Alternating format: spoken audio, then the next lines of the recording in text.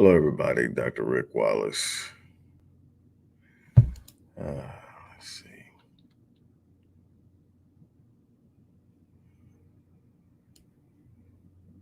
Okay, taking some things out here. Facebook is giving me a hard time, so let me see.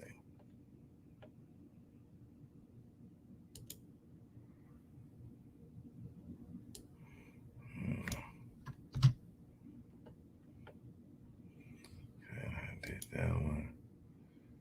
One more. I apologize. Normally, I like to have this stuff. I didn't know Facebook was going to reject it, so I had to correct some things. Okay, I think that does it.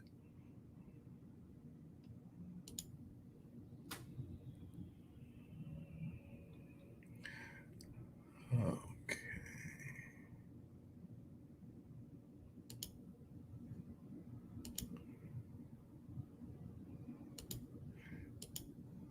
Hmm.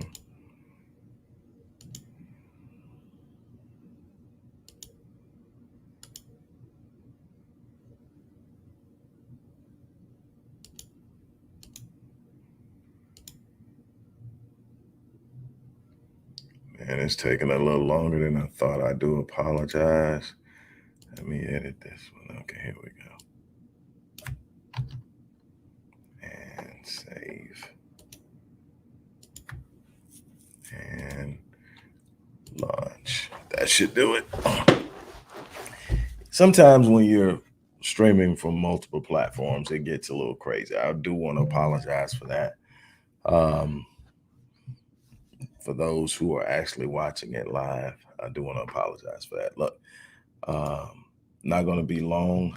It's Friday. Hope you had an unbelievable week. I hope that you have been able to move closer to your goals, your vision, your dream, your aspirations. I hope that things are beginning to fall in place. And what I do try to do as best possible is to communicate to everyone that this is life. This is not a video game. This is not some situation where you get to manipulate and control all elements, variables, and components of what happens. In other words, there are some things that's going to be out of your control.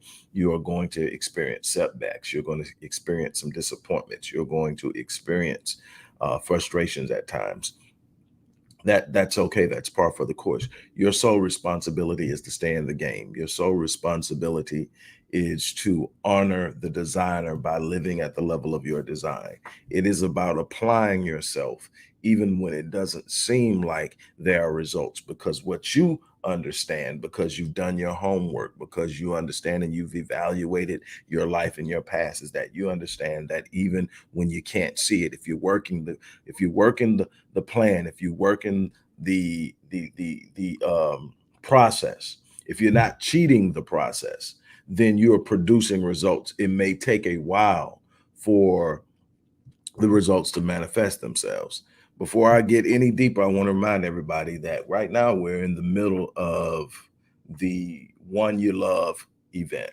And it's real simple. Anyone who purchases a package to work with yours truly, it doesn't apply to anybody else at the Visionetics Institute, just yours truly. Um, Anyone who purchases any one of the packages to work with me will receive an additional package of equal value to gift to someone else for this final uh, quarter of the year, moving into the giving season, so to speak. Give someone something that keeps on giving, something that grows, something that has intrinsic value. Give them something that can change their lives. And so I'm giving the person who comes a chance to bless another person and walk that journey together. So the link is going to be in the box. A little bro, man, I'm so proud of you. Brian King, I'm so proud of you, man. I see everything you're doing, man. Big ups to you. So the information is in the box. If not, just email. I'm going to put the email in the, you can email.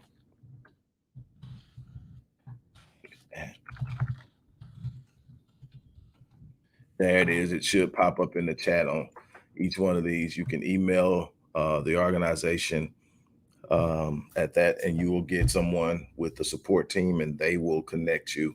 Or you can simply go to www.rickwallacephd.link and go to sources and programs, go to one-on-one coaching, which also covers counseling and consulting, and look at the packages, and there will be a place where you can purchase. And then once you do, you will be gifted the additional package. So that's out of the way. There are also other resources in the description box. Let's talk real brief. I'm not going to be long. It's Friday.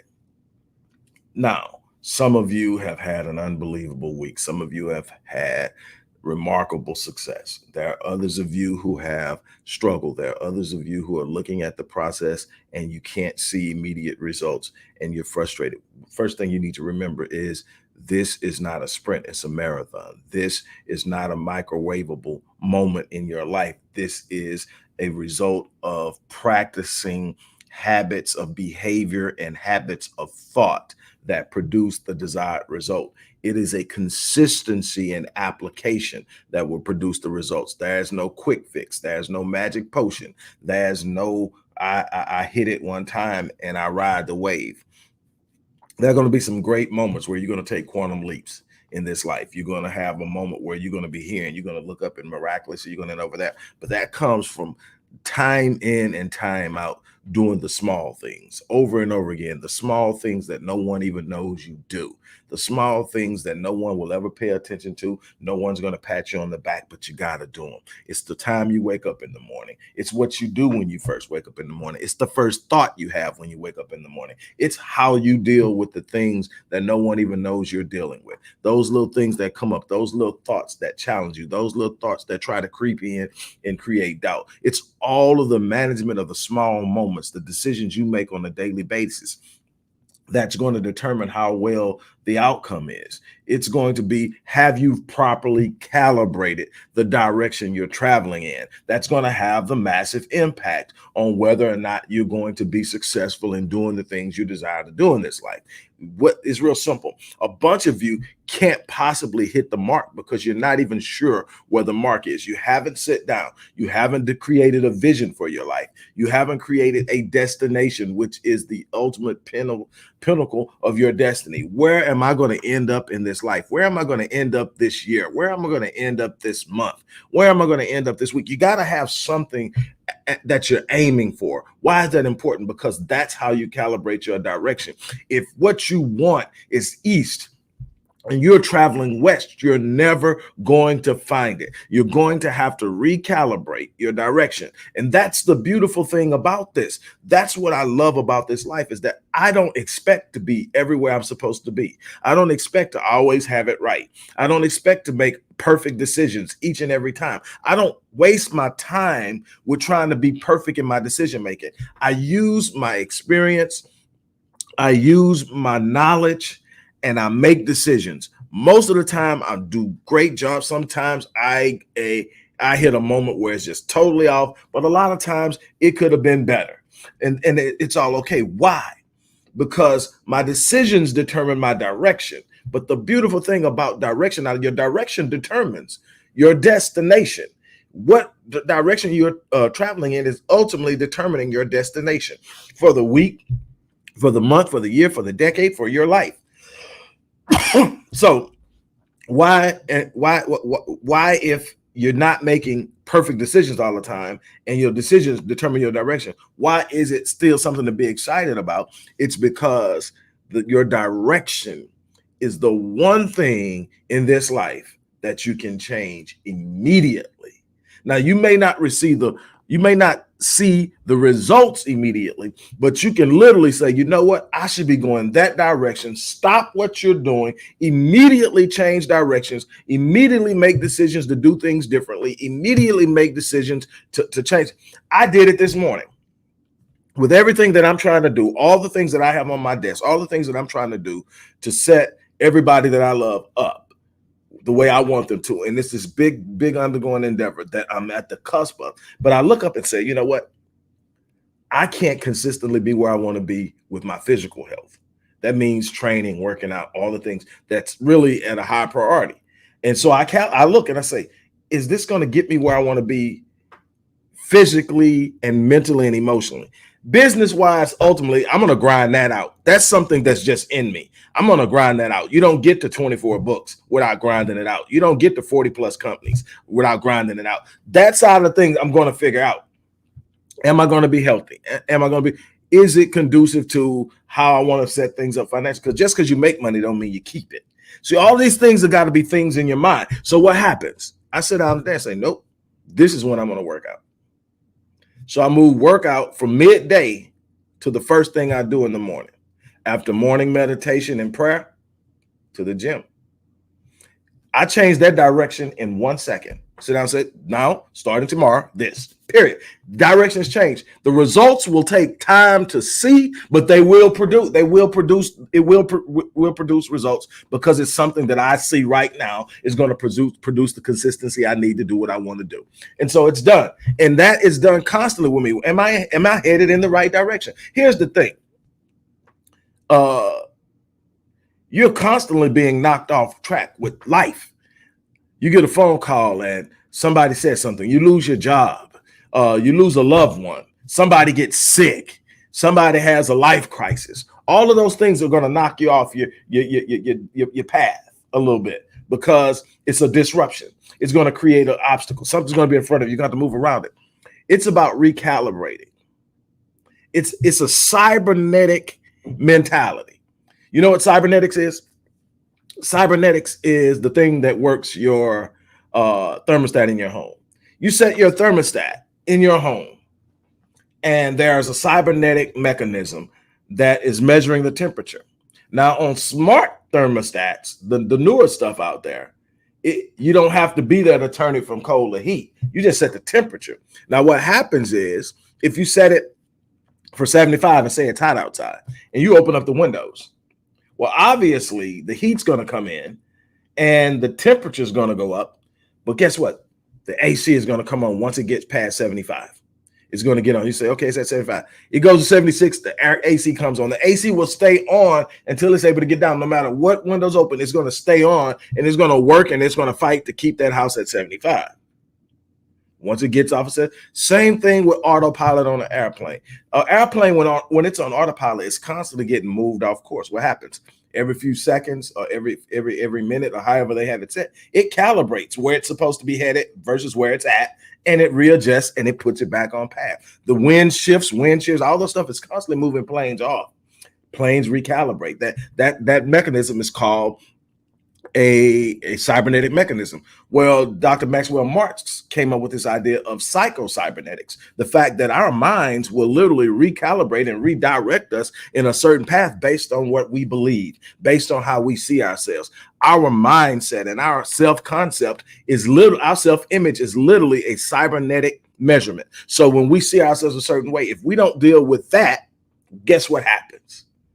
We'll sit up and we'll start behaving a certain way, because that's what we're told we'll have to do. But if our mindset and how we see ourselves and what we are practicing in the observation of who we are is going to determine whether we're able to be consistent with it. That's why you can sit up and you can go on a crash diet, and when you look up, you've lost the weight, but then you turn around and you gain it. Why? Because you didn't change the thing inside of you that talked about how healthy you are, that talked about who you are. You are a person basically who has an unhealthy mentality but found a way to lose weight, but you're going to gain it back. Why? Because you didn't change the vision of who you are. You change the vision of who you are, the brain will automatically get you to the gym. The brain will automatically get you walking the block. The brain, you change your mentality about money, your brain will automatically focus you on what you should be spending your money on and what you shouldn't. You will automatically start to feel weird when you're doing something with your money you shouldn't be doing. It will automatically change, but you've got to change the setting.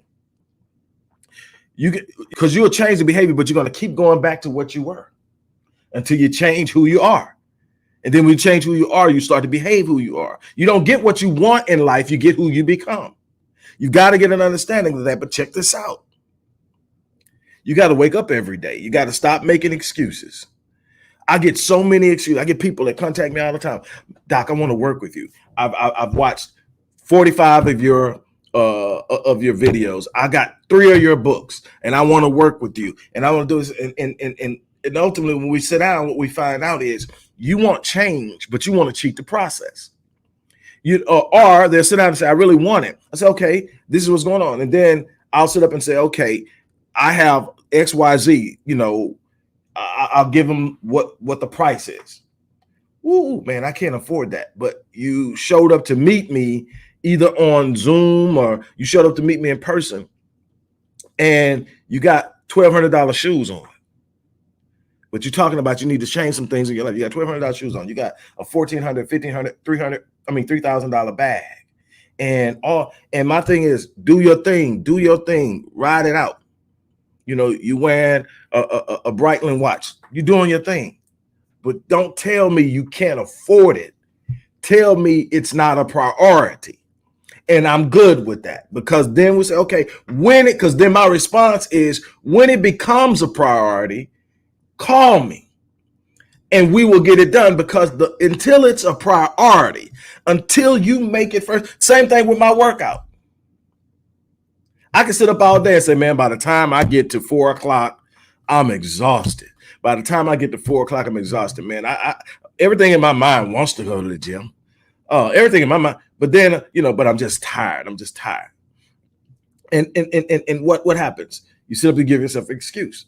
Well, what I would start doing is, before I made this choice, is I have prioritized getting. So what I would literally do at my office is go run the stairwell. First to the 10th, back down, first to the 10th, back down, and say, I'm doing something today to physically exert myself and get my heart rate up and work my heart, because my heart health is important. Anybody who knows what I've been through. So I do that, but then I sit up and say, that's still not what I want. Yes, that's me making a sacrifice. That's me saying I'm committed, but that's me still trying to cheat the process. Let's be honest with yourself, Rick. What do you need to do? I need to do that type of workout, but it needs to be longer, and I need to be in the gym because I still need resistance training. So then what?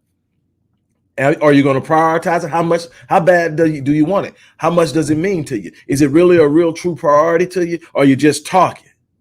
No, it's a priority. Then put it first. Something's going to have to give. You got 24 hours in a day. You got 86,400 seconds in a day. Something's got to give. So then you got to prioritize. What's most important to me? I'll tell you what most people do. Most people look at this big, long list, because our lives are so crammed with junk right now. Everybody's busy. People ain't got jobs, busy all day. Just something go. I got to go here. I got to go there. I got to do this. I got to do that. So-and-so called me, want me to come over here. All this and then it's all this stuff. Yeah, all that stuff. Let me tell you something. There are 4 to 5 things on your to-do list that can change your life. Guess what, though? Those 4 to 5 things are the most challenging, time encumbering, difficult things to tackle in a day. It's going to take up most of your day to do those 4 things. So guess what most people do? Most people do the other 30 things that they can just knock out like this. Why? Because at the end of the day, they got all these checks on their to-do list checked off or scratched out, and it makes them feel like they've accomplished something. But the very things that they need in order to advance their lives are still sitting on the desk. You are going to have to prioritize what's important. Knock out the things that are going to have the greatest impact first. And yes, it's probably going to take the vast majority of your morning, but guess what? What you will actually find out is that when I knock out the things that are most important, a bunch of that other stuff falls off automatically. I have to stop majoring in the minor in order to pass my test and move forward. I can do all these little checks and say, man, I got 30 some things done today. I was busy. And didn't do anything worth anything. You're going to have to make up in your mind. Another thing that I see people doing, I want the success of XYZ. Man, I wonder what that person did to be so successful. Well, here are some things that I can tell you about successful people that I've known and studied, people that I have known at a distance and studied, people who I've had deep, long, intimate conversations with. There are some consistencies with people who are successful. People who are successful tend to get up before everybody else, anywhere from 4 to 6 o'clock in the morning at the latest. They're up, they're doing something, they're committed. And it is, rare that you find somebody that successful, especially in business and finance, and in any type of social engagement, that are still asleep 8, 9, 10 o'clock in the morning. Sleeping in is what people who don't have intentions of doing anything but meandering through the maze of mediocrity and being average. First thing, you got to get your butt up. You got to get out of the bed. That's the first thing. Wake up. Stop hitting the snooze button. The snooze button is lethal. And I'm going to tell you something. When I say the snooze button is lethal, I mean it in multiple ways. The snooze button is lethal to your dreams. The snooze button will literally destroy your dreams because you'll keep hitting it and you'll waste time that you never get back. Remember, there's those 86,400 seconds we talk about all the time. Look, hit that snooze button. You're killing time that you can't get back. That's the first way. It's killing your dream. Second way, it's literally physically killing you. And people don't even realize that. You sleep in cycles. You go through probably 4 or 5 sleep cycles a night. They normally last around 2 to 2.5 hours. So when you enter a cycle, you go from different phases of sleep until you go into REM sleep, and then you start to come out of it. And then that's normally when you'll wake up at a certain point in the night, realize, okay, man, I've been laying here, I'm kind of uncomfortable. You shift. And then you go back to sleep, and then you fade off into that deep sleep again. And you go and you do this 4 or 5 times a night. And the thing is, you're supposed to complete cycles. So normally, very rarely does a person complete a cycle perfectly and just wake up out of the cycle, except people who are successful. Why? Most people who are successful are passionate about what they do. That's another thing. They're in a space that they literally enjoy doing it, that even if they didn't get paid doing it, they would probably do it anyway because they absolutely love what they do. So they're doing that. So number one is normally they will wake up. Somebody told me a long time ago, the moment that you fall in love with what you do, you won't need an alarm clock. And so here it is. So you wake up, and there's a time that you wake up every day, and it's probably at the end of a sleep cycle. But let's just say that you still need that alarm clock. When that alarm clock goes off, 9 times out of 10, it's waking you out of a sleep cycle. The problem is when you keep hitting that snooze button, you dozing back off to sleep. Every time it goes off again, it's waking you out of a sleep cycle. That actually takes a toll on you emotionally, psychologically, and physically. It's literally counterproductive physically for you, counterproductive mentally for you. So it's literally not doing what you think it is. The moment that it goes off, cut it off, get out of the bed. 5, 4, 3, 2, 1, up. Now with me, I don't go 5, 4, 3, 2, 1 up. I cut it off and I lay there. Why? Because I'm establishing my state before I get out of the bed. Why? Because I understand from the work that I've done that if I turn around and I put my feet on the floor, I trigger the left side of my brain, the reason, the ration, the executive function, all the decision making, all the things that's going to identify what needs to be done, all that stuff. So now I'm in work mode the moment my feet hit the ground. Now the thing is, what if there are some things that's going to be triggered that I'm going to have to deal with that are not necessarily positive? So what I do is my first part of my day, the moment that I wake up, is to lay there and to determine reasons to be grateful. I want to trigger gratitude in my life before I encounter any challenge of the day. So the first thing I'm going to do is I'm going to lay there and I'm going to come up with reasons to be thankful. It's real easy for me at this stage in the life because all I have to do is look over to my left and my beautiful wife is laying there. So I watch her and I see her take a breath and I go, man, great life. Then I look up and I sit up and say, man, God has entrusted me with so much and so many people who are expecting me to perform. And that's in and of itself something to be grateful for, that God thought enough of me to entrust me with so much. I get off on that. And then I'm sit up and saying, man, it's a bunch of times in this life that life tried to take me out, but I'm still standing. I'm still breathing. I'm still here. I'm still making a difference, something to be grateful about. I haven't thought about one thing negative because it doesn't matter to me. I'm here to show up and put in work. I'm here to make my presence felt. I'm here to do things so that people look and say something's possible. I'm not here to whine. I'm not here to complain. I'm not here to point fingers. I don't want to play the victim. Victim card for me expired decades ago. Don't play it. Don't pull it. Don't use it. It's worthless because it produces nothing. Victim card expired. Check this out. Now I roll over, put my feet on the floor. But now I've already got a mindset of that. This is my day. Doesn't matter what happens in the day. It's my day. Bad things happen in the day. I got this. I'm built for this. I'm grateful for everything that came. And I can't even be standing here if I don't have a God in my life that's capable of covering anything that I come in contact with. So it may be bigger than me, but it is not bigger than God. And I have God sitting right there. God is never not there. I am never alone. So what am I afraid of? What could I possibly be stressed out about? I don't have to have the answer to know that the problem will be solved because I know who has the answer. So I'm just moving. Next thing, I don't pick up that phone. That's what so many people surrender their personal sovereignty in the morning. Alarm clock goes off, hit the alarm clock, pick up the phone.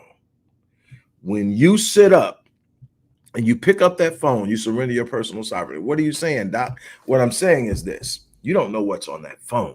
You don't know if it's going to be a great message, a deal just went through, or if you're going to get a message someone just passed away, or you're going to get a message deal fell through, you're going to get a message IRS saying you owe blah, blah, blah. You don't know what's on there. And what's on there will have an impact. What you want to do is make sure by the time you find out what's on that phone, you're ready for it no matter what. So what is your responsibility? Protect your sovereignty. So for the first hour, the phone's not on. Not surfing nothing. No, none of that. I'm now in my prayer and meditation mode. Now I'm seeking a deeper level of gratitude, a deeper level of thankfulness, a deeper level of communication. I don't do a whole lot of talking. That's one of the things that I share with people when I'm talking and when I'm counseling people about prayer life. I'm like, y'all do way too much talking in your prayers. That's a traditional thing that you were taught in religion. You talk too much. You're talking way too much.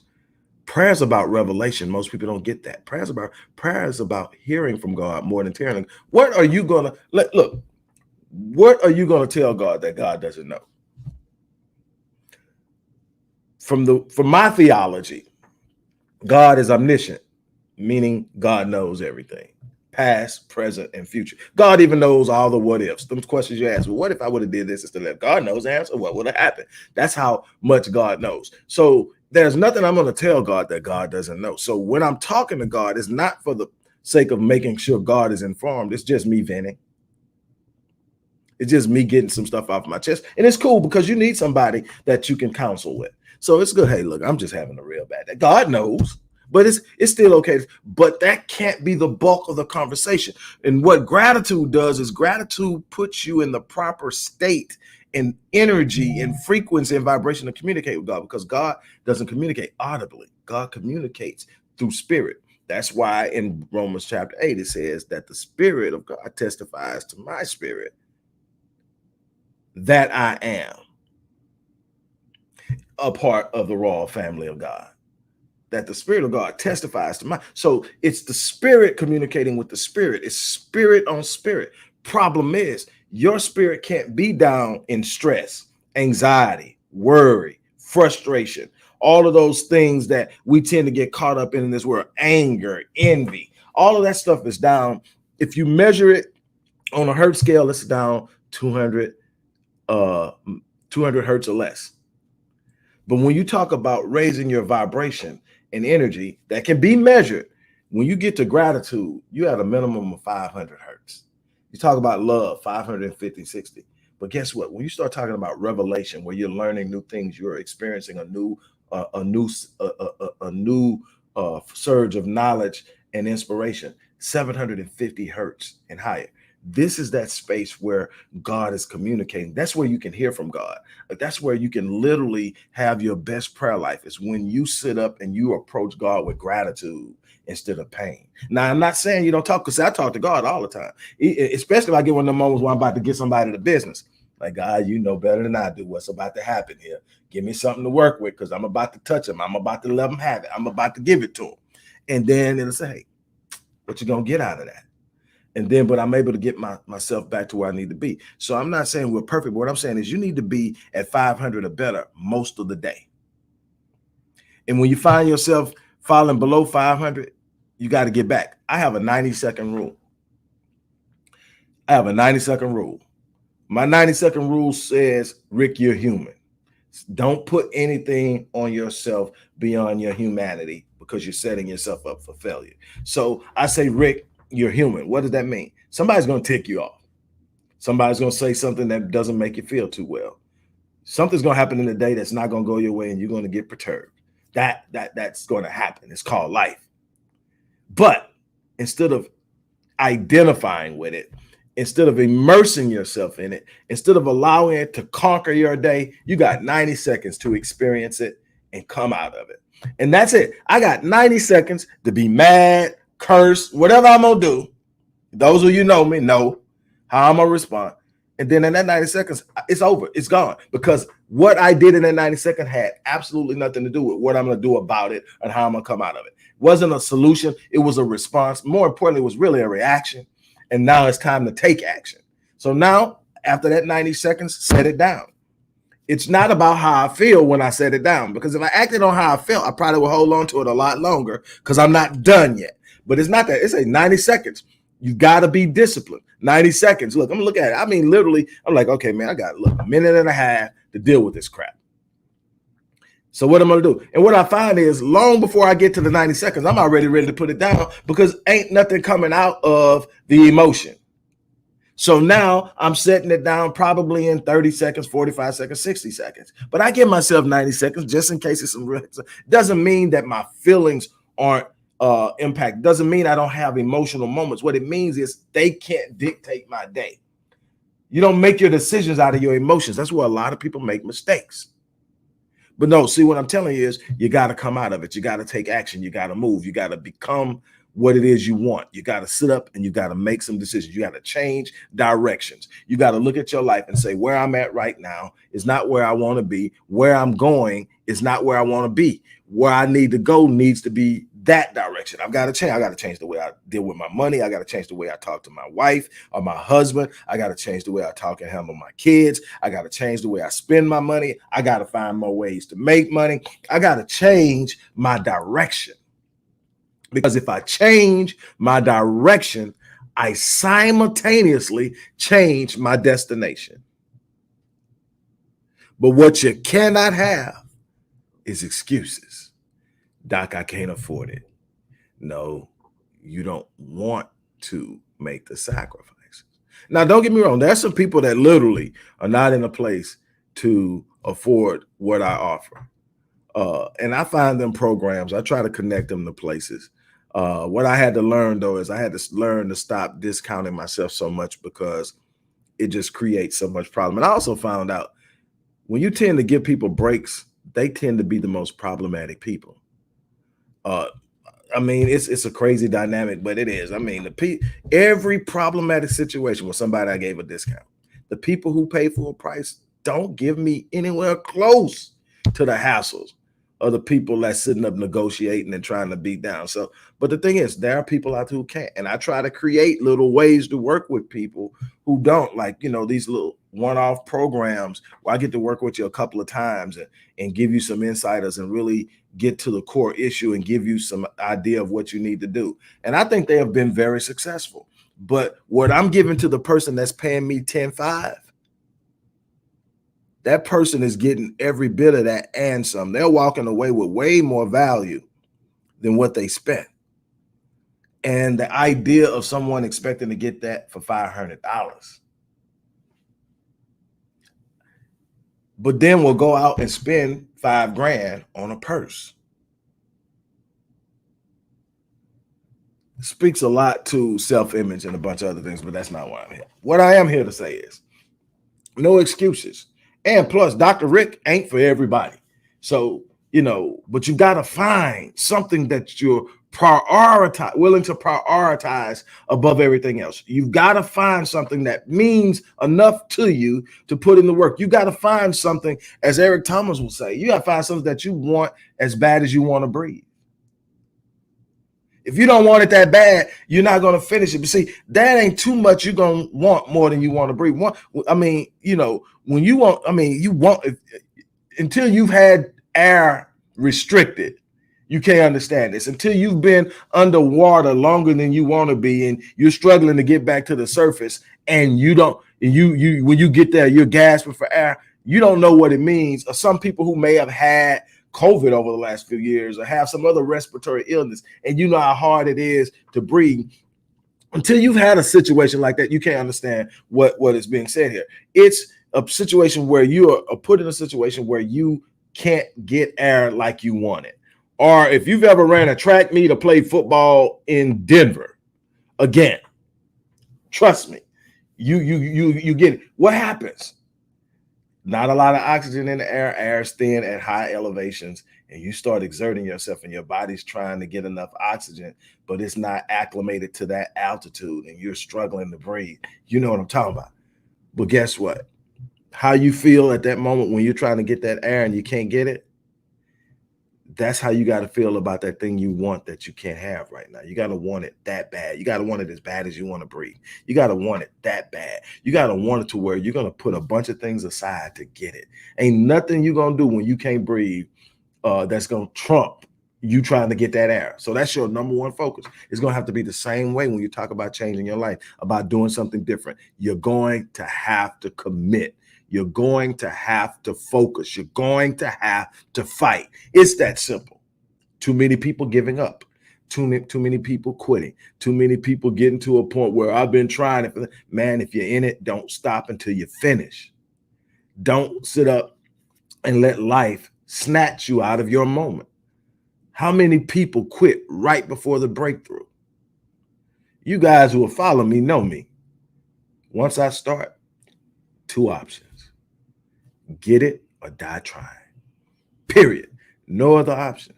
I'm not finna fold. Not finna give up. I'm not finna quit.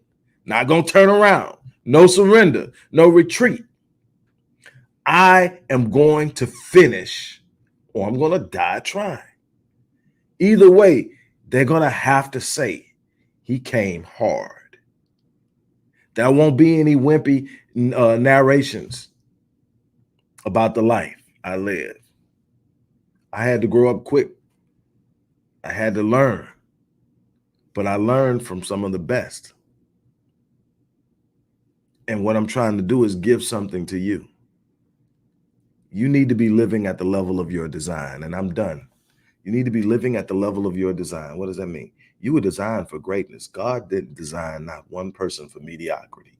God did not design one person to be average. God designed you to come into this world and make your presence felt, to be a representation of God, to sit up and say, man, when you're walking in your destiny, there's absolutely nothing that can stop you. That's the definition of destiny. The more you try to stop it, the more you ensure it happens. It's destined, but you've got to sit up and walk it. You've got to sit up and walk it and know no matter what, you have what it takes. And what you can't do, God will do. Every answer you need is already on the way. You got to keep walking it. Look, I'm going to get ready to get out of here. Like I said, if you want to work with me, you want to tap into some of the resources, go to the resource box or send us an email. But whatever you do, calibrate your direction so that you're headed in the direction of the destination you desire to be at. That's how this thing works. On that note, I'm out of here. You guys have an unbelievable day and weekend in case I don't get back to you. And know this. I live my life on full. I mean, I do this literally daily. I live my life on full so that when I leave this place, I die on E. that's my legacy, is to die on E. And for those people who don't get it, who don't get what dying on E is, I got this from a very powerful man that I still hold in great and high regard, who lost his life in a plane crash, Dr. Miles Monroe. And he would say, and I've heard Les Brown repeat it, but Dr. Monroe would say that the cemetery is the wealthiest place on the planet. And he was saying that you will find businesses not started at the cemetery, books not written, financial deals not entered, relationships not cultivated, and on and down the line. And it's untapped potential that people took to the grave with them.